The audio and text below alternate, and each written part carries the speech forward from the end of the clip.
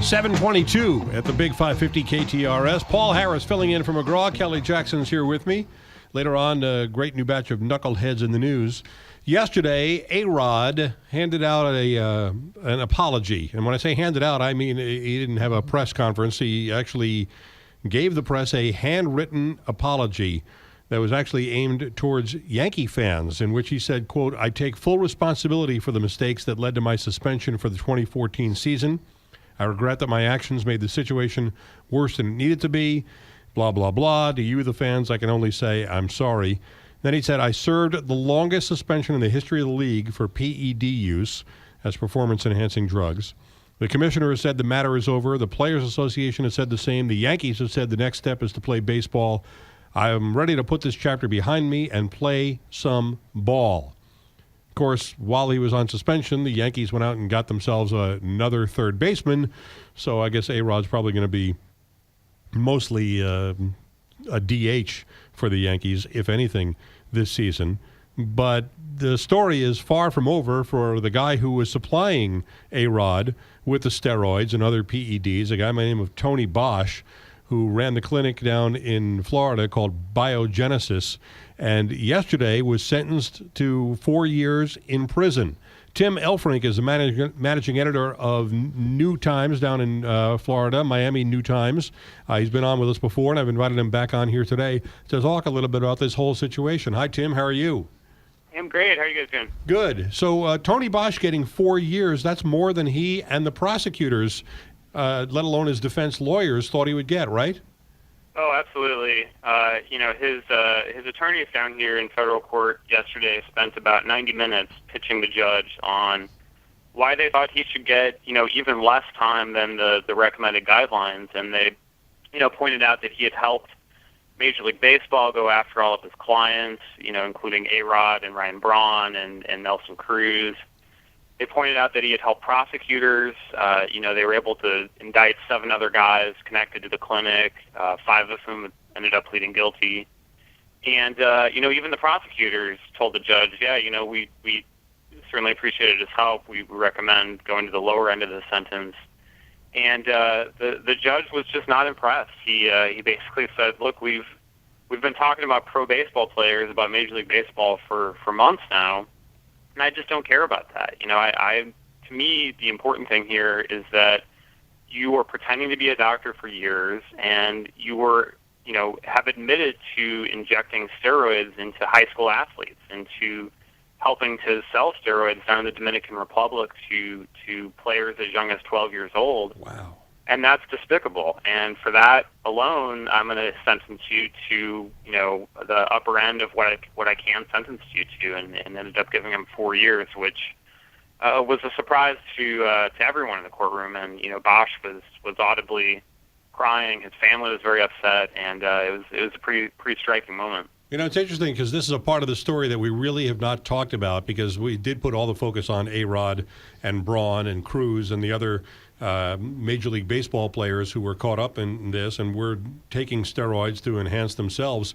But there had been so much talk before this about the influence that it has on younger players. I mean, if you're 16, 17, or 18-year-old and, you got college scouts telling you that you're a prospect to maybe come play college ball and maybe go on to the pros, and you hear that the pros are doing this sort of stuff, and you were, maybe you weren't even alive at the time of Mark McGwire and Sammy Sosa, but that's how they had that remarkable 1998 season. Those kids were definitely influenced by what they saw the pros doing, and the pros wouldn't have been able to do that if it weren't for guys like Tony Bosch.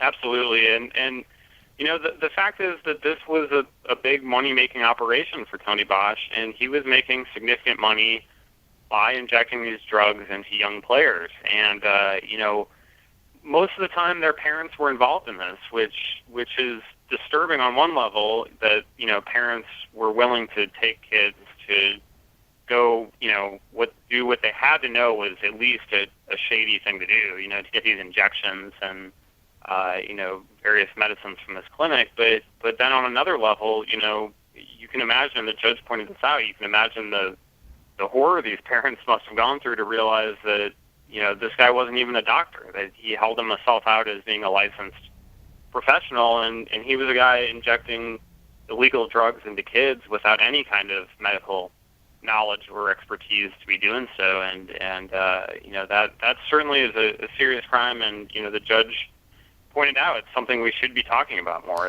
It's kind of dismaying that part of the story hasn't gotten more attention. Well, despite the sentence of 4 years, there are other Tony Bosches out there, I'm sure, and you think this will be a deterrent to other people who will possibly be providing steroids? I think it'll be a deterrent for anyone to do this, as stupidly and obviously as Tony Bosch is doing it. Yeah. I mean, this is a guy. They'll do it smarter, huh? Yeah, this is a guy with no license. Just operating plain as day in a strip mall on the busiest street in Miami for years, right across from the University of Miami, and just really made no effort to hide what was going on or what he was doing. And these clinics are everywhere, especially in Florida, and most of them at least have the sense to have a licensed doctor on staff, to have a medical professional, which really puts it into much more of a gray area where you can at least claim you have some medical reason to be, prescribing these drugs and selling them.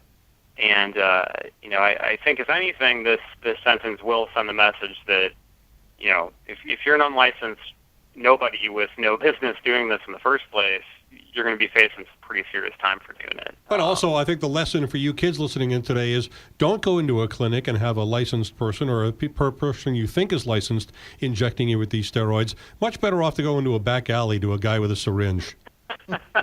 Right? Then at least you're not doing it out in the open. So Yeah.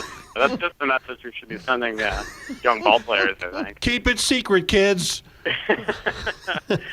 But, I do think the judge deserves some credit. He was under a lot of pressure. Major League Baseball, everybody connected to this thing flooded him with letters asking him to go easy on Bosch for helping them, go after players involved in this thing. And this is the stiffest sentence really ever handed down at the federal level to somebody heading up a steroid conspiracy like this. So there is a message there. I do think it has to be a deterrent on some level, but the fact remains, there's so much incentive, so much money, scholarships, everything out there on the line that people are certainly going to keep trying to find a way to do this. But I want to finish this by saying good for Judge Darren Gales for seeing past the high-priced ball players who were at the heart of this whole investigation and focusing on the part that nobody else was talking about, which was the high schoolers and perhaps younger. You said that there were kids in the Dominican as young as 12 years old who were getting this stuff injected into them.